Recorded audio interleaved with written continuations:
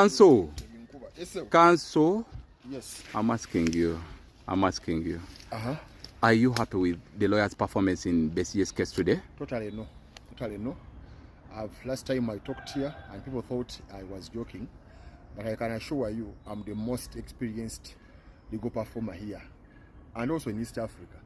If anybody doubts, you can check how many lawyers have appeared before a 9-member panel like I did in Kyagulanyi case. Basically, I have never argued Kyagulanyi case. Even those who appeared there never argued the merits. The case was withdrawn. But more importantly, even when they have appeared there like Segona, they have never appeared in the East African Court, Moreover Appellate Division. So I know the practice here. I've appeared before. Can't talk about this case? Yes, that's the background. Yes. Now, with that background, today's performance was very poor. It was full of mediocrity, as I've always warned them. They have lost the sight that actually this client, Besigye, is in maximum security prison upper, the only one which was built by British in East and Central Africa. It is a heinous prison. Okay. Now, what are they doing? Is wasting time. Yes, they are wasting time? Yes. Okay. And now Besigye has been remanded up to 7th of January.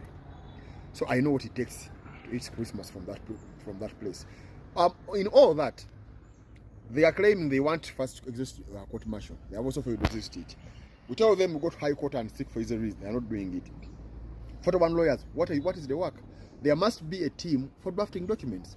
But all of you cannot just be there clapping as if, that's the it's a rally. So they must be serious. They must be serious and know that these people are in a very bad prison. Can't wait forward. Wake up.